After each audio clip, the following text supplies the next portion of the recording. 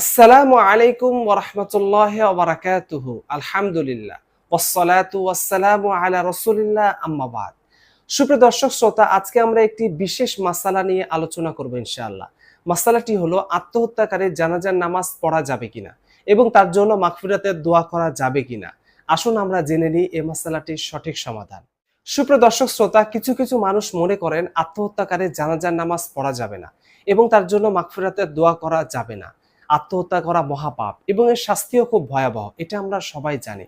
কিন্তু আত্মহত্যাকারীর জানাজার নামাজ পড়া যাবে না এবং তার জন্য মাগফিরাতের দোয়া করা যাবে না, এ ধারণাটি সঠিক নয়, এটি ভুল ধারণা। আত্মহত্যাকারীর জানাজার নামাজ পড়াও যাবে এবং তার জন্য মাগফিরাতের দোয়া কামনা করাও যাবে। তবে এখানে একটি লক্ষণীয় বিষয় হলো, এমন ব্যক্তির জানাজায় শীর্ষস্থানীয় দ্বীনি ব্যক্তিত্ব না গিয়ে সাধারণ লোক গিয়ে জানাজার নামাজ পড়ে নেওয়া উত্তম। আর এই মাসালাটির দলিল নেওয়া হয়েছে শরহে মুসলিমের ৭ নম্বর খণ্ডের ৪৭ নং পৃষ্ঠা থেকে এবং সুনানে কুবরার ৪ নম্বর খণ্ডের ১৯ নং পৃষ্ঠা থেকে। তাই আমরা এই মাসালা থেকে জানতে পারলাম আত্মহত্যাকারী ব্যক্তির জানাজার নামাজ পড়া যাবে এবং তার জন্য মাগফিরাতের দোয়া করাও যাবে। তবে এখানে লক্ষণীয় বিষয় হলো, এমন ব্যক্তির জানাজায় শীর্ষস্থানীয় দ্বীনি ব্যক্তিত্ব না গিয়ে সাধারণ লোক গিয়ে জানাজার নামাজ পড়ে নেওয়া উত্তম। তাই আল্লাহ রাব্বুল আলামিন আমাদেরকে এই মাসালাটির উপর আমল করার তৌফিক দান করুন। আমিন।